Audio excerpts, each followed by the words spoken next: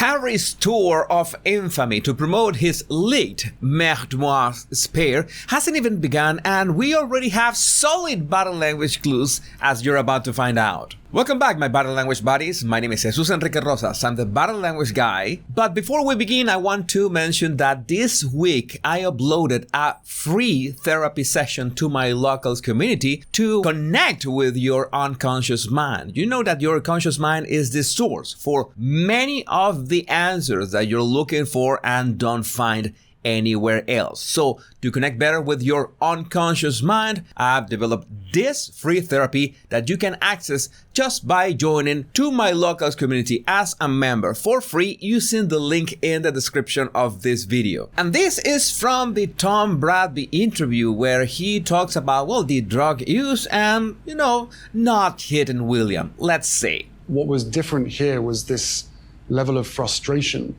And I talk about the red mist that I had for so many years, and I saw this red mist in him. So he's talking about the confrontation with William, and we can spot a couple things here. First, that he uses his right hand to express himself, but the left one is still between his legs. Remember that the left side of our bodies is much more emotional, much more sincere. So I think he was quite defensive at that moment, especially recalling this event, this argument with William.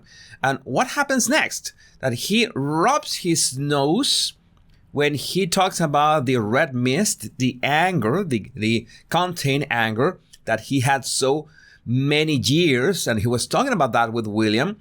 And well, that nose rub, he also did this nose rubs with Anderson Cooper, you might remember.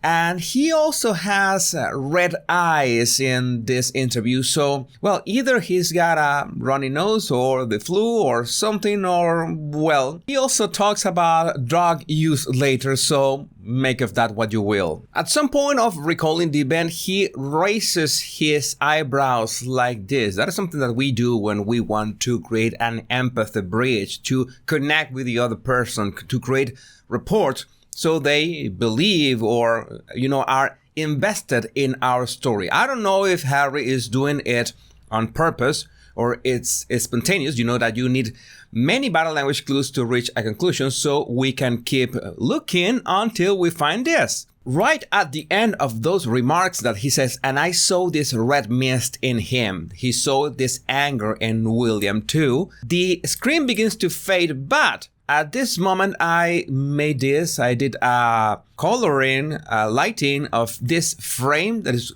white black, and he was sticking his tongue out. It is a signal that he could have been uncomfortable of talking about this. We don't know if he was uncomfortable about recalling the moment or talking about the moment, but it could be a signal of being uncomfortable. He wanted me to hit him back, but I chose not to. So he claims again that William wanted him to hit back, but he chose not to. But notice what happens right at the end again when the screen is fading. I had to light this a bit so you can see that his lips are in this expression called against each other. They are tense. There's covert anger in there. He might be talking about taking the high road to choose not to hit William, but he is displaying anger right now. This tells me that he's actually angry about William. His anger on William is real. Now let's see what happens when Bradby mentions the drugs. There's a fair amount of drugs, marijuana, magic mushrooms, cocaine. I mean, that's going to surprise people. But important to acknowledge. Bradby says that that's going to surprise people, and, well, I think this is the opposite. We were going to be surprised if that was not the case. You notice when Harry says, important to acknowledge that the drugs existed in the first place, he is denying with his head. He doesn't want to acknowledge that. He doesn't want to talk about it. In fact, that is a direct contradiction to whatever he said on the Netflix documentary, that all these stories about drug use were exaggerations, and, well, he is acknowledging them even if he doesn't want to. To acknowledge. I want reconciliation, but first there needs to be some accountability. Two things here. He claims that he wants reconciliation, but notice that he has a single shoulder shrug. He's not so sure about that. I don't think he wants actual reconciliation. I don't think he wants to go anywhere near the UK again or his family again. And he does it not once, but twice. He does it again right now. And notice that in this answer, different from his previous answer, he answers raising his chin. There, his chin is raised, a bit arrogant, a bit defiant. And in fact, he says that reconciliations has to come with some accountability. Accountability from whom? From the royal family, from William, from his father. This is the way of realizing that Spare was an actual attack on the royal family and especially on William. And he demands some kind of accountability from him, which, well, it's not going to happen. The truth, supposedly at the moment, has been there's only one side to this story, right? But there's two sides to every story. He claims that the truth, supposedly at the moment, has been there's only one side to this story. Yeah, but didn't you remember that the royal family is about never explain, never complain? There's no side of the story from them. He claims that the side of the story of the royal family or Buckingham Palace is the same that is reflected on the media. And the Buckingham Palace is the people that plant those conversations, those headlines, those fake news on the media. Those are his claims. That's what he said on the Anderson Cooper interview.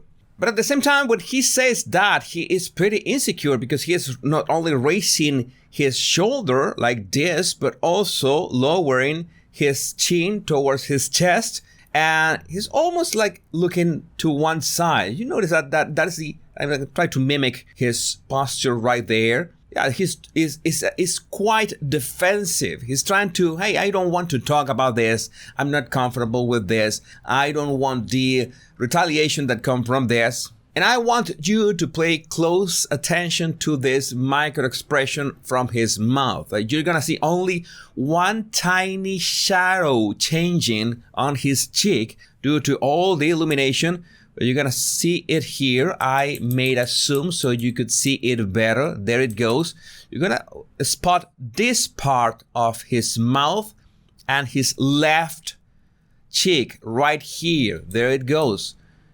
There is right there. There's contempt. There's serious and then there's contempt smile. Serious here and then the contempt smile right there. It's just a tiny bit of contempt, but that is what he feels towards his family that he keeps on calling the family. Now, my question is, this covert anger, this hate that he feels towards his family, has it been all the time like this? Because I don't know, there are so many pictures of him with William and Catherine that, well, things seem like they were working, especially all those pictures before 2016, if you know what I mean. I would like to make sense of all that he's saying and all these strong emotions that he's showing at this point of his life. When the day began, if they manifested in some way before all this and before 2016, and why is this going on right now? I don't want to take any responsibility or agency from Harry, you know that, but well, it's a legit question. Why didn't this manifest before? I would like to know what do you think about this in the comments. My Body Language buddies, my name is Jesus Enrique Rosas. I'm the Body Language guy, and remember, much love and bliss.